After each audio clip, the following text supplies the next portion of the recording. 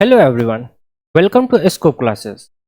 जैसे आप देख सकते हो कि आज हम लोग क्लास 10 का केमिकल रिएक्शन इक्वेशन इससे रिलेटेड 10 इम्पोर्टेंट असर्शन रीजनिंग आज हम लोग करेंगे। चलिए देखते हैं आज का पहला क्वेश्चन हमारे पास क्या है।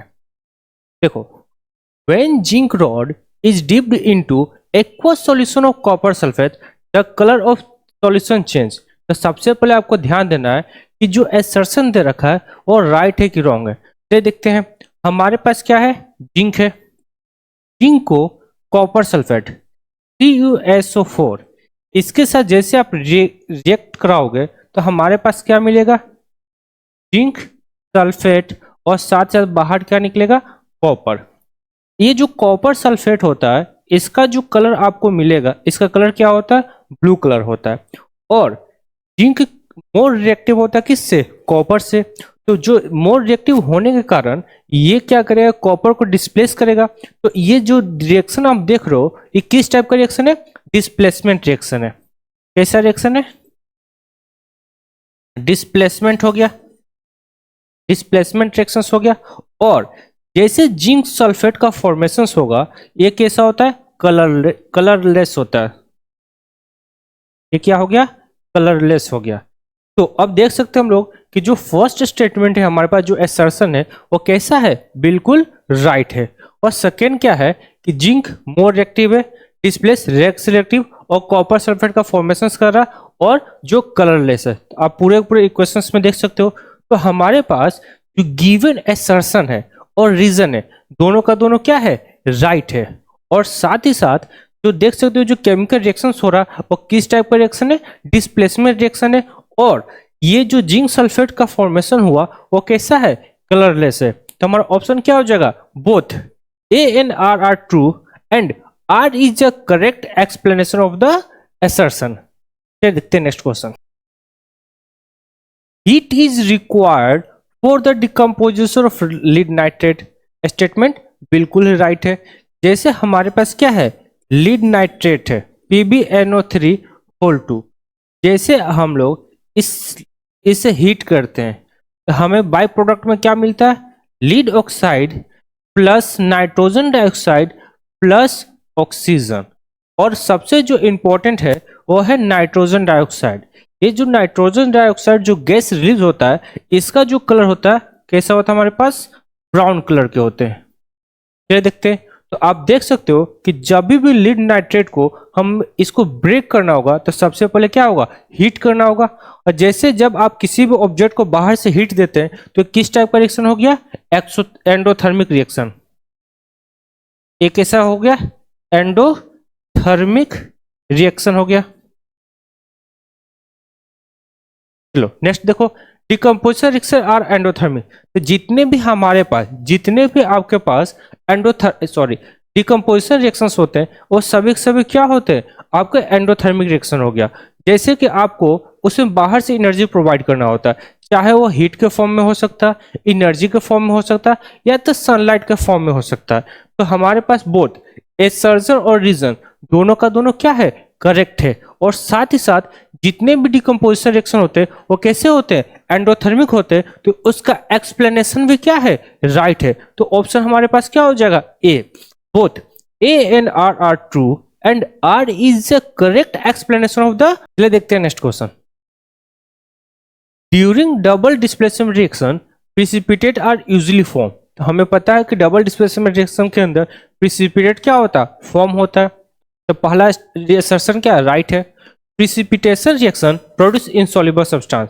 तो हमारे पास जो सेकेंड रीजन दे रखा ये भी क्या है, स्टेटमेंट, ये भी राइट है। तो बोथ स्टेटमेंट आर राइट।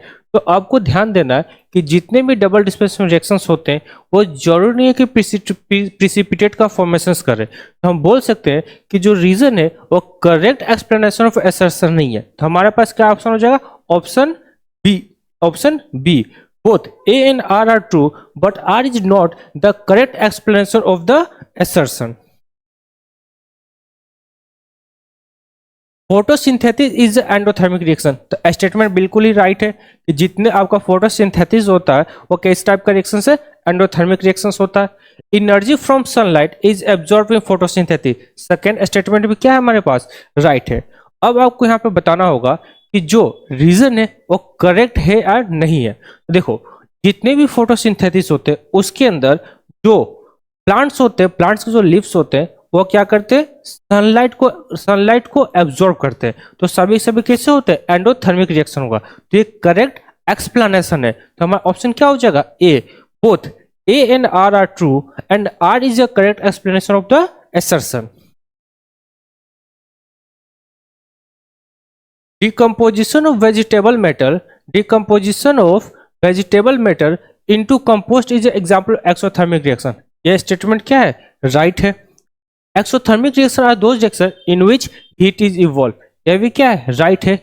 और जितने भी डिकम्पोजिशन रिएक्शन होते हैं वो सभी कैसे होते हैं, एक्सोथर्मिक रिएक्शंस होते हैं। कैसे होते हैं, एक्सोथर्मिक रिएक्शन होगा। तो ये इसका क्या हो गया, करेक्ट एक्सप्लेनेशन हो गया। तो ऑप्शन क्या हो जाएगा, A. Both A and R are true and R is the correct explanation of the assertion. Brown fume are produced when lead nitrate is heated. Just अभी इससे प्रीवियस क्वेश्चंस में मैंने देखा था कि लीड नाइट्रेट को हीट करते हैं तो लीड ऑक्साइड, नाइट्रोजन डाइऑक्साइड और ऑक्सीजन प्रोड्यूस होता है। और जो लीड नाइट्रेट होता है, जो नाइट्रोजन डाइऑक्साइड होता है, इसका कलर कैसा होता है, ब्राउन कलर का होता है। पहला स्टेटमेंट राइट है। Nitrogen dioxide gas is produced as the byproduct due to a decomposition of lead nitrate. Yes, तो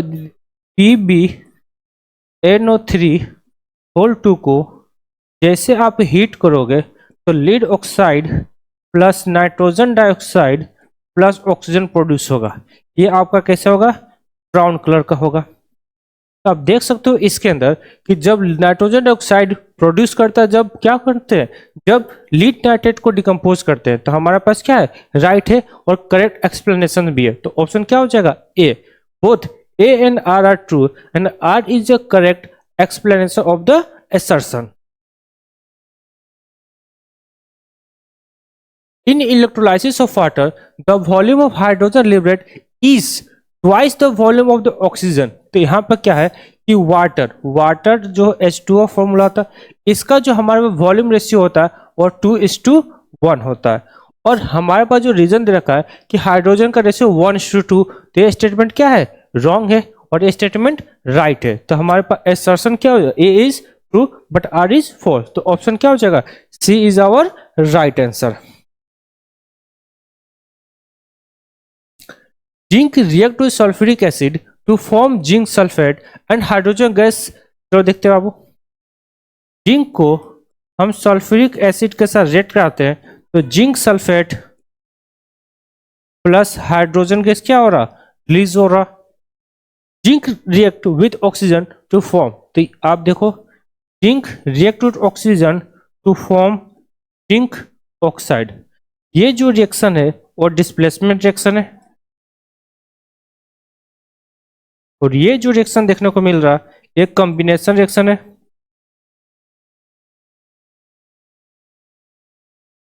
तो बोल सकते हैं फर्स्ट स्टेटमेंट क्या हमारे पास राइट है, सेकेंड स्टेटमेंट भी क्या है, राइट है। बट क्या जो रीजन है वो करेक्ट एक्सप्लेनेशन ऑफ ए है, नहीं। क्यों, क्योंकि फर्स्ट जो हमारे पास क्या है, डिस्प्लेसमेंट रिएक्शन है और सेकेंड जो हमारे पास क्या है, कॉम्बिनेशन रिएक्शन है। तो आंसर क्या हो जाएगा, B. Both A and R are true but R is not the correct explanation of the assertion. When HCl is added to zinc granule, ये HCl है, ये जिंक ग्रेन्यूल के साथ रिएक्ट करेंगे तो जिंक हाइड्रोजन से मोर रिएक्टिव होता है, तो हाइड्रोजन को रिप्लेस करके zinc chloride plus hydrogen gas release होगा। तो पहला स्टेटमेंट क्या है, राइट है। सेकेंड क्या बोल रहा है, evolution of gas and change colour indicate the chemical reaction in take place. Second statement भी क्या है, राइट है।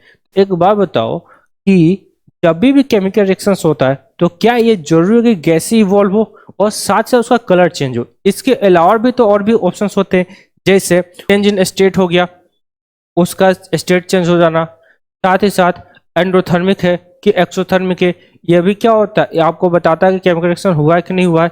तो हमारे पास बोथ ए और आर स्टेटमेंट क्या है, राइट है, बट रीजन जो है करेक्ट एक्सप्लेनेशन ऑफ असर्शन नहीं है। तो ऑप्शन क्या हो जाएगा हमारे पास, ऑप्शन ए। हमारा ऑप्शन क्या हो गया, ए हमारा राइट आंसर। देखते हैं, the balancing of chemical equation is based on the law of conservation of mass. First statement क्या है, बिल्कुल ही राइट है हमारे पास। Total mass of reactant is equal to total mass of product, यह भी स्टेटमेंट क्या है, राइट है। और साथ ही साथ law of conservation of mass यही बोलता है कि mass of reactant is always equal to mass of product. तो हमारा असर्शन एक्सप्लेनेशन भी क्या है, करेक्ट होगा। तो ऑप्शन क्या हो जाएगा, ए। ऑप्शन क्या हो गया, ए। चलिए मिलते हैं नेक्स्ट वीडियो में आपके साथ, जिसमें हम लोग एसिड बेस एंड सॉल्ट का एनसीईआरटी एग्जाम्पलर कर चुके हैं, और साथ ही साथ उससे इंपॉर्टेंट जो एमसीक्यू होता है वो भी हम लोग कर चुका। 2 पार्ट में आप देख सकते हो उसे। हम उस नेक्स्ट पार्ट में आप असर्शन रीजन के नेक्स्ट एमसीक्यूज में हम मिलते हैं second chapter acid base and salt में। Thank you.